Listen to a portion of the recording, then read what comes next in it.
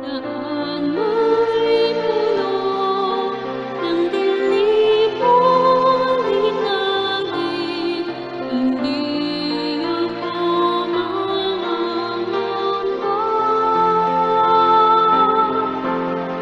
Ang buhay ko'y lumaluwang siyang nagabay sa'kin sa sanggalang pinag. Ang Panginoon ang aking paskol, hindi ako makukulang. Ako ay kanyang pinagpapahinga sa mainam niyang pasulan. Ang Panginoon ang aking paskol, hindi ako makukulang. Ako ay kanyang pinagpapahinga sa mainam niyang pasulan.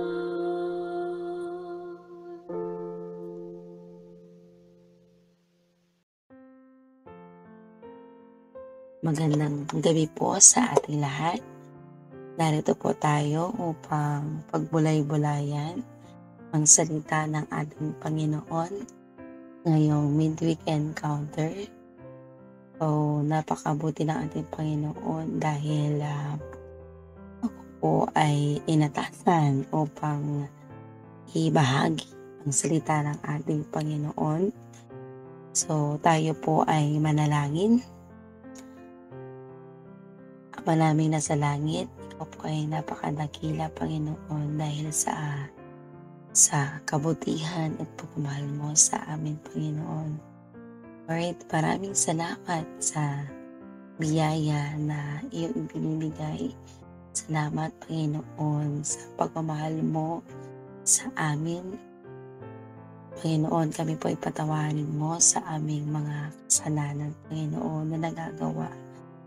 Lord, salamat po dahil ipinaparamdam mo, Panginoon, na kami iyong mga anak, Panginoon. Lord, ngayong araw na ito, kami po ay bigyan niyo po kami ng kalakasan, Panginoon. Bigyan niyo po kami ng katalinuhan, ng karunungan, Panginoon, kung maintindihan ang iyong mga salita, Lord. Sa mo ang aming puso't isipan, Panginoon, upang namnamin ang iyong mga salita, Panginoon. Ano po ang iyong ihahatid, ibabatid, Panginoon, sa oras na ito, Panginoon. Lord, we thank you, we praise you, Panginoon, dahil napakabuti mo, Panginoon, sa aming buhay, Panginoon. Lord, we pray this one, Lord God, na we praise you, Panginoon. Lord, salamat po dahil kami po ay lagi mo binibigyan araw-araw upang makita, gawin, Panginoon, ang iyong plano para po sa aming buhay, Panginoon. Lord, thank you and we praise you, Lord God. Binabalik po namin ang pagpapala. Lahat, Panginoon, binabalik po namin sa iyo, Panginoon. And this we pray in Jesus' name. Amen. Babasahin ko lang po ang ating pagbulay-bulayan ngayon na makikita sa awit 23, verses 1 to 6. Si Yahweh ang aking pastol, hindi ako makukulang. Ako'y pinahihimlay sa mainam na pastulan at inaakay niya ako sa tahimik na batisan. Binibigyan niya ako ng niyong bagong kalakasan at sang-ayon sa pangako na kanyang binitawan. Sa matuwid na landasi doon ako inaakay. Kahit na ang daang iyong tumatahak sa karimlan, hindi ako matatakot, pagkat ikaw ay kaagapay. Ang tungkod mo at pamalo, ang gabay ko at sanggala. Sa harapan ng lingkod mo, ikaw ay may handang dulang. Ito'y iyong ginagawang nakikita ng kaaway. Nalulugod ka sa akin na ulo ko ay lasisan, at pati na ang saro ko ang iyong pinaapaw. Tunay ng pag-ibig mo at iyong kabutihan. Sasaakit tataglayin habang nabubuhay. Doon ako sa templo mo, lalagi at mananahan. Praise God. So, meron po akong 5 puntos na ating pagbulay-bulayan sa ating binasa. So, sa una ay trust God's provision. Sa pagtitiwala sa ating Panginoon na siya ang nagbibigay lahat ng pangailangan natin. Na pinapaalalahanan tayo ng ating Panginoon na tayo ay magtiwala sa Kanya dahil alam niya lahat ng kailangan natin. Minsan tayo ay nangangamba, di ba po, na ano nga ba yung kailangan natin sa araw-araw, hindi lang po sa pagkain, di ba po, financially, yung mga basic needs natin. So, ang dami-dami natin iisip paano natin may ipoprovide lahat yon. Pero si Lord, pinapaalalahanan tayo na tayo magtiwala sa Kanya. Dahil siya ang ating Ama, siya ang ating Panginoon, na siya yung nagbibigay ng lahat ng ating pangailangan. Di ba po? Parang yung pastol, di ba po, na yung kanyang mga tupa, yung kanyang mga inalagaan, alam niya kung ano yung kailangan ng kanyang mga tupa. Alam niya kung kailan niya ibibigay yung kailangan ng kanyang mga tupa. Parang ganun ang ating Panginoon, ating Amang nasa langit. Alam niya, 24 hours niya tayong binabantayan. Alam niya kung ano yung kailangan natin. At ibinibigay niya ito sa tamang panahon. Ibinibigay niya ito in perfect time. Diba po? So,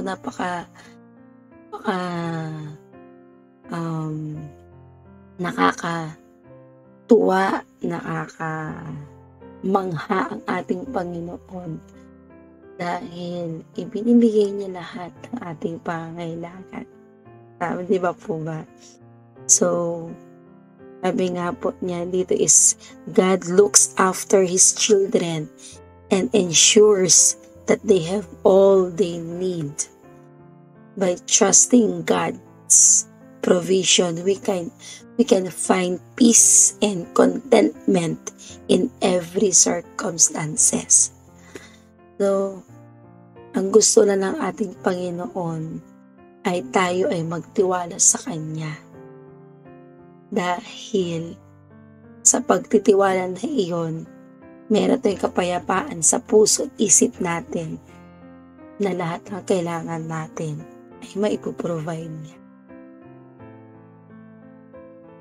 And number 2, rest in God's presence.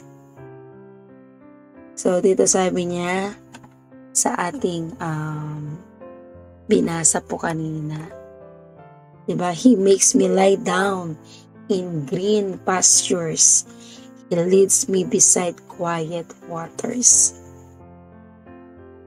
So, minsan, ang dami-dami nating iniisip, ang dami-dami po nating iniisip na problema bilang tao. Nakakabit na sa atin ang mga challenges, ang mga problema. Hindi na po yan nawawala. Pero dahil meron tayong Diyos na buhay, meron tayong Jesucristo na siyang nagbibigay sa atin ng kapayapaan, siya ang nagbibigay sa atin kung anong kailangan natin. Kapag tayo ay may mga challenges, minsan hirap na tayo, nagbibigatan na tayo, hindi natin alam na minsan kung papaan natin lalagpasan ito. Pero God's remind us again na ang ating Panginoon, ang ating pahingaan na ating mga puso, di ba po? So, personally, ako po minsan, di ba, kapag ako po ay ang dami inisip, ang dami ganito, problema, na nare-remind ako ng Panginoon na, anak, halika, lumapit ka sa akin, magpahinga ka sa akin. Po na, oo nga pala, meron pala akong Ama, meron pala akong Diyos na pahingaan, na siyang nagbibigay sa akin na kapahingaan. Siya ang nagbibigay sa akin ng kapahingaan, kapayapaan ng puso't isip ko. Siya ang aking Panginoon, siya ang aking Ama. Alam niya kung kailan ko kailangan magpahinga sa piling niya. Diba? Pakiramdam natin na saan ba tayo pupunta para makahanap ng paraan para sa ating mga problema. Pero nire-remind tayo ni Lord, ino-offer ng ating Panginoon na lugar upang tayo ay magpahinga at mag-regain ulit ng lakas. Diba po? Sa kanyang mga salita, sa kanyang mga pangako, sa kanyang presensya. Diba po? Doon tayo nakapagpahinga, nagkakaroon ng peace ulit, ng strength para po harapin ulit yung hamon ng buhay. Kasi meron tayong Panginoon, meron tayong Diyos na buhay na siyang nagbibigay sa atin ng lakas, nagbibigay sa atin ng contentment, nagbibigay sa atin ng kapayapaan, nakapag-refresh tayo ng ating spiritual upang harapin ulit yung buhay na meron tayo at gawin at mag-focus tayo sa kanyang pangako, sa kanyang plano para sa ating buhay. Ang gusto na ng ating Panginoon ay hanapin siya, diba po? Hanapin ang kanyang presensya, hanapin natin, saliksikin natin siya, na basahin ang kanyang mga salita. Tayo ay manalangin, na ibigay natin sa kanya, i-present natin sa kanya yung ating mga problema, i-present sa kanya yung nararamdaman natin. And by trusting Him, sa pagtitiwala sa kanya, na tayo ay magkakapagpahinga ng lahat ng ating mga problema, ay may mga paraan, may mga solusyon sa lahat ng problema natin. And ang gusto ng ating Panginoon ay magtiwala sa Kanya, lumapit sa Kanya, na ibigay natin sa Kanya ng mga lahat ng nararamdaman natin, ibigay sa Kanya yung problema natin. And pagkatapos tayo ay magkakaroon ng peace of mind. Lalo na po sa panahon ngayon sa ating mundo na ginagalawan. Diba po? So, ang ating Panginoon lang, ang ating pagkakatiwalaan, ang ating tatakbuhan sa lahat ng ating problema. Ang ating pangatlong puntos ay walk in God's guidance. So, sabi niya dito, He guides me along the right paths for His name's sake. Dito sa Tagalog po ay, sa matuwid na landasi, doon ako inaakay. So, itong verse na to ay ang pinapakita ang pagpapahalaga na tayo ay namumuhay sa kanyang mga salita, sa kanyang gabay. Di ba po, noon tayo ay hindi natin nakikilala ang Panginoong Jesucristo. Di ba po, ginagawa na lahat ng gusto natin. Ginagawa na basta kahit ano ang gawin natin. Pero nung once na tayo ay nag-decide na sumunod sa ating Panginoong Jesucristo, tayo ay meron ng gabay upang gawin patungo doon sa kanyang pangako, sa kanyang patungo sa kanyang plano sa ating buhay. Di ba po, para namin kagaya nga sa tupa, kapag walang pastol na mag-aalaga at magagabay sa mga tupa, lahat yan magsisiwalaan, lahat yan kung saan pupunta, walang magagabay sa kanila. Ganon din ang ating Panginoon. Kung wala tayo sa kanyang kamay, wala tayo sa kanyang gabay, tayo ay malilihis sa kanyang plano sa ating buhay. Kaya po, nire-remind tayo ng ating Panginoon na tayo ay laging lumakad sa kanyang plano, lumakad at tayo ay magtiwala sa kanya dahil gagabay niya tayo patungo sa kanyang plano. Napaka-sarap na isipin na meron tayong Diyos na buhay, may Jesucristo na siyang gumagabay sa atin na patungo doon sa kanyang plan. Diba po, nakaka-excite na merong Diyos tayo na ginagabayan tayo. Kaysa yung hindi natin pinapakinggan ang Panginoon, hindi natin pinabasa ang kanyang mga pangako, kanyang mga salita. Iba po yung nabubuhay sa sarili na ang pinapakinggan na bahala na basta ito ang gusto ko. Kaysa merong Diyos na buhay, merong Panginoon na Jesucristo na panatag tayo, na merong nagagabay sa atin kung saan tayo patungo. Sabi niya, God lead us in a way that is best for us. Diba po? Tayo ay ginagabay ng Panginoon doon sa pinakamainam, pinakamabuti para sa atin. Diba po yung kanyang pangako na sabi niya po, diba sa Jeremiah 29:11, God na may plano ang ating Panginoon sa ating buhay, na doon natin titingnan na ang Diyos ay may plano sa atin. Ang Diyos ay napakabuti niya. Magtitiwala tayo sa Kanya. By trusting in His guidance, we can navigate life challenges with confidence and clarity. Diba po? So, ang ating Diyos, hindi niya tayo pinakabayaan. Ang ating Diyos ay andyan para sa atin. Ang kailangan lang natin ay magtiwala sa Kanya.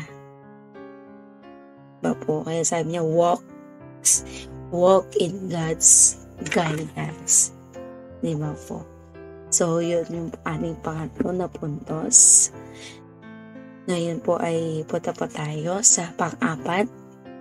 Fear no evil. Sabi niya, even though I walk through the darkest valley, I will fear no evil. You are with me. Sa Tagalog po sabi niya, kahit na ang daang iyo'y tumatahak sa karimlan, hindi ako matatakot pagkat ika'y kaagapay. Ang tungkod mo at pamalo, ang gabay ko at sanggalang. Napaka powerful ng verses na ito na sa bawat araw-araw na tayo ay nabubuhay sa mga pagsupok, sa mga challenges na naranasan sa ating buhay, na i-declare lang natin itong verse na to na I will fear no evil. Kasi nasa atin ang Panginoong Hesukristo, nasa atin ang Panginoon. Siya ang ating tagapagligtas.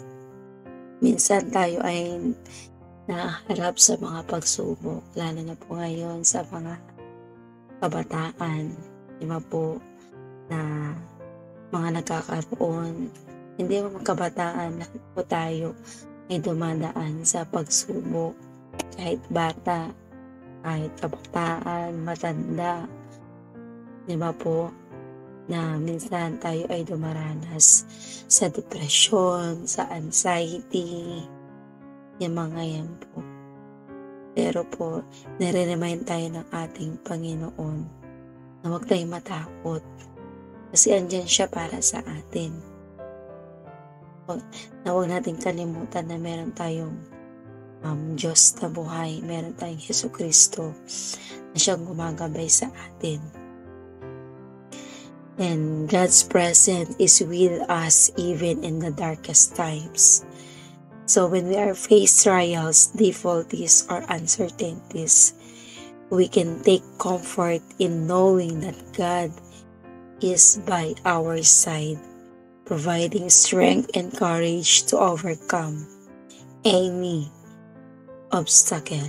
So, po, parang ang ating Panginoon, kahit ang bigat-bigat na nararamdaman natin, ang bigat-bigat na ay, dami kong problema, dami ganito, ganyan. So, nire-remind tayo ng Panginoon na mag-focus tayo sa Kanya, mag-focus tayo dahil siya lang yung ating kailangan. Mag-focus tayo dahil mag-focus tayo sa ating Panginoon na siya yung tatapik sa ating balikat na anak, andito ako. Lumapit ka sa akin. Basahin mo ang aking mga salita, aking mga pangako. Bigay mo sa akin lahat ng mga problema mo. Umiyak ka kung kailangan mo umiyak, sa harapan ng ating Panginoon. Ipagkatiwala natin sa Kanya lahat. And then, we find peace and comfort, po, sa Kanyang presensya, na tayo ay nagtitiwala sa Kanya. At ma-overcome natin lahat ng ito. Kasi meron tayong Panginoon, meron tayong Diyos na buhay na siyang bibigay sa atin ng kalakasan, bibigay sa atin ng kapayapaan. Ang kailangan natin, ang gawin lang natin ay magtiwala sa Kanya. At ang panglima po ay dwell in God's presence. Sabi niya, surely your goodness and love will follow me in all the days of my life, and I will dwell in the house of the Lord forever. Yung salitang surely, hindi niya sinabi na minsan, hindi niya sinabi na hindi nag-aalinlangan.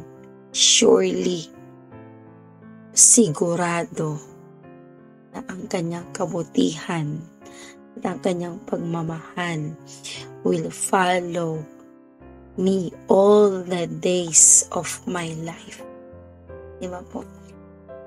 Isa rin itong declaration sa ating buhay na ang ating Panginoon ay napakabuti niya, na sa araw-araw ng ating buhay ay ang kanyang pagmamahal, ang kanyang kabutihan, ikasama natin.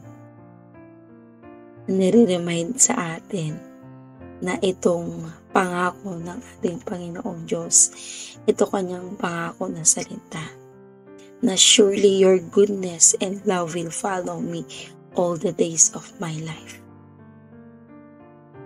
Di ba po ba? Ang sarap niya i-declare araw-araw. Ating Diyos ay napakabuti niya. Di ba? Sabi niya, ito tunay na ang pag-ibig mo at ang iyong kabutihan sasaakit at tataglayin habang ako'y nabubuhay. So, di ba po parang, okay Lord, panatag ako kasi andyan ka para sa akin. Minsan nakakalimutan natin na andyan pala ang ating Panginoon, na hindi ako nag-iisa, na meron akong Diyos na buhay na kasama ko. Alam niyo po yun na minsan, yun nga sa mga araw-araw, sa mga pinagdadaanan natin, sa nakakalimutan natin na ako nga pala, ang Diyos, ang aking Panginoon, ang aking Jesucristo, na siya ang gumagabay sa akin araw-araw, andyan pala siya sa akin. Nga po, na ang kanyang kabutihan at ang kanyang pagmamahal ay nasa akin, na siyang gumagabi sa akin habang ako ay nabubuhay. Di ba po? Hindi niya tayo pabayaan simulat nang tayo ipinanganak hanggang ngayon tayo ay nabubuhay. His goodness and love, di ba po, sa atin will follow habang tayo ay nabubuhay. Sabi nga po, by placing our trust in God and walking in His ways, we can look forward to a future filled with His everlasting presence and blessings. So magtiwala, yung salitang tiwala sa Panginoon ay isang yun yung key natin para sa kanyang mga pangako sa ating buhay, yung magtiwala na meron tayong Diyos na buhay, meron tayong Jesucristo na siyang gumagabay sa atin sa araw-araw, sa ginagawa po natin, sa paglilingkod sa Kanya, sa ating mga trabaho, sa ating pamilya. Minsan masyado na tayong na-overwhelm sa mga challenges, sa mga pagsubok na naranasan natin. And yet, kapag tayo ay nakay Lord na, kapag tayo ay tinanggap natin si Jesucristo, laging nire-remind ang ating Panginoon na tayo ay magtiwala sa Kanya dahil sa Kanyang mga pangako. Kailangan lang natin basahin ang Kanyang mga salita, magtiwala sa Kanyang mga salita, na meron tayong Diyos na buhay, na siyang nagbibigay sa atin ng kapahingahan, ng kalakasan, ng Kanyang mga pangako, na siya ang nagbibigay ng magandang future, ng future natin sa ating pamilya. And di ba po, kung ang ating sarili lang yung ating pagkakatiwala, hindi natin kaya. Pero kapag tayo ay may Diyos sa buhay natin, meron tayong Jesucristo sa buhay natin, nakakaya natin. Kakaroon tayo ng peace of mind na oo nga pala, meron pala akong Diyos na siyang gumagabay sa akin sa araw-araw. Meron pala akong kasama. Di ba po? magtiwala tayo kasi hindi pa tapos si Lord sa atin. Hanggat tayo nabubuhay, hindi pa tapos sa pangako ng ating Panginoon doon sa green pastures na sa Kanyang ipinangako na buhay sa atin. Ang kailangan lang natin sa Kanya ay magtiwala sa Kanyang pangako. So, yun po ang ating salita ng Diyos. And tayo po ay lagi na rin naman ng ating Panginoon. So, let us pray po. Ama naming nasa langit, maraming salamat sa inyong mga salita. Lord, na i-remind us, Panginoon, na meron kaming Diyos na buhay na nare-remind us magtiwala, Panginoon, sa iyong plano sa aming buhay. Lord, na minsan kami po ay dumaranas, hinaharap ang mga pagsubok, ang challenges sa aming buhay, Panginoon. And Lord, na kami po ay nare-remind na meron kaming Diyos, Panginoon, na meron po kami Jesucristo sa aming buhay. Siyang nagbibigay sa amin hingaan, nagbibigay sa amin ng peace of mind, Panginoon, na ang iyong mga pangako na lagi namin i-declare ang mga promises, Panginoon, sa amin po. Lord, pinapanalangin ko po ang mga kapatid na nakikinig, Panginoon, na anuman po ang kanilang pinagdadaanan, Panginoon, sa kanilang buhay, Panginoon. Lord, alam mo po lahat yan, Panginoon. Nalalaman mo, Panginoon, kung anuman po yung kanilang problema, Lord. And Lord, I pray, Panginoon, na magkaroon sila peace of mind, Panginoon, na sila po ay magtitiwala sa iyo, Panginoon, na malalagpasan po na ang kanilang mga problema sa buhay, Lord. And we pray, Panginoon, na sa lahat ng ginagawa po namin, Panginoon, kami po ay bigyan niyo po ng kalakasan, Panginoon, na gawin, Panginoon, ang iyong plano sa aming buhay, na magtiwala po kami sa inyo, Panginoon. Lord, we declare that your goodness and your love will follow, Panginoon, sa amin sa araw-araw, Panginoon, sa aming buhay. Lord, pinapanalay po namin ang bawat isa na yung gabayan, Panginoon, and hindi po makakalimutan basahin ang iyong salita at magtiwala, Panginoon, sa iyong mga pangako.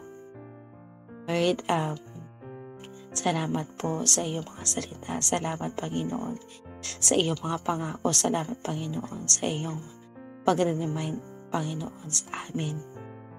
We thank you and we praise you, Panginoon.